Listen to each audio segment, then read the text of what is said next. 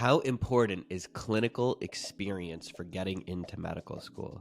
What's going on, guys? If you are new here, my name is Dr. Adam Nessim. I'm the founder of the Premed Consultants. And in today's video, I want to talk to you about clinical experience. Now, first off, what is the difference between clinical experience and shadowing? Because those are two different things when you put it on your application. So shadowing is going to be anytime you are following around a physician, you're seeing what their day-to-day work schedule is like. You're there as their shadow, right? So you're not really doing much with the patients. You're kind of just observing and learning and taking it all in. Now, clinical experience, on the other hand, is separate from that, and that is any time that you are working hands-on with a patient. So you could be doing clinical experience and there may not even be a physician in the room. So for example, some good options for clinical experience would be being a phlebotomist. Sometimes being a scribe will count if you're actually working with patients. Another good example is being an EMT. Also, you could be a volunteer. So let's say you're a hospice volunteer and you're working with patients, or you're working in a nursing home and you're working with patients. Those are all great examples of clinical experience.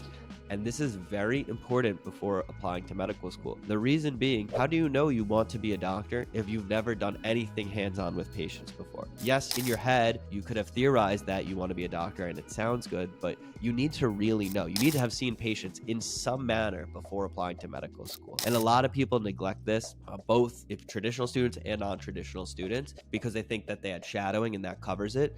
But you really want to have both. Now, do you have to have a ridiculous number of hours? No, you don't. But you do need to have something that's consistent and really shows that you've put in the time to prove to yourself and in general to the admissions committees that you know you want to be a doctor, you know you like working with patients, and that this field is really for you. Because the last thing they want is to take on students that don't want to be in this profession for the right reasons. It's hard enough as it is. And so that's why just grades and MCAT alone, that's not the whole story. So clinical experience is very important. I definitely recommend that you work on getting clinical experience. If you're in the TPC program, we actually have a Premed tracker that can track how many clinical hours you have, how many shadowing hours you have. So if you want to check that out, you can click the link below and we'll send you some info on that. But clinical experience, again, is very important. You're working with patients.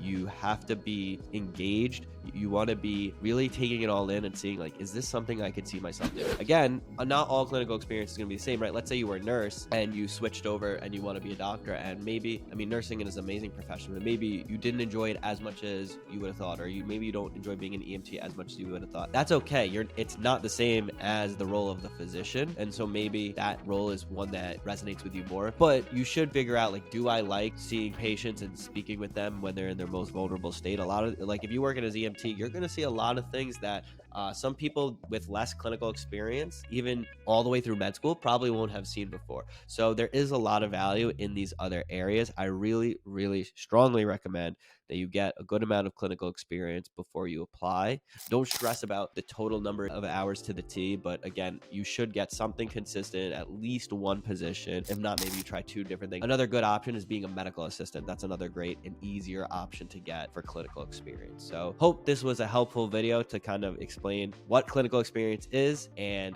why you need it. If you have any questions, feel free to put it in the comments below. And if you are a pre-med student, what are you doing if you're not already subscribed to this channel? We're putting out fire pre-med content like this every single day, and I hope to see you in the next video.